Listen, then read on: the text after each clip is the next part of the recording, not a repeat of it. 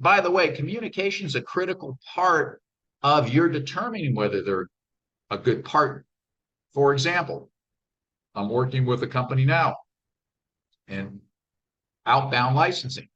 We have a company that gets on the phone and wants to have a negotiation, and we agree on three things, and they go away and they say they're going to come back with the next component of negotiation. So we get on the phone, we talk again, they don't quite have the information, they go away, they want to come back.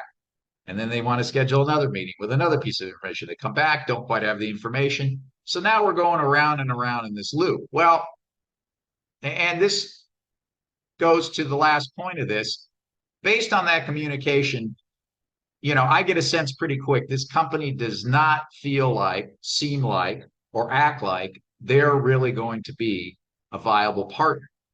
And that's one of the things that you can get in communication. That's the other part. How are they communicating? Is it easy to communicate? Do they respond to you or do they not respond to you? Again, this goes to the last point, a red flag. Because no matter how much you like the company and think that they're going to be a great partner for you, if there's a lack of communication, there's going to be a problem, okay, for you and ultimately with your partner.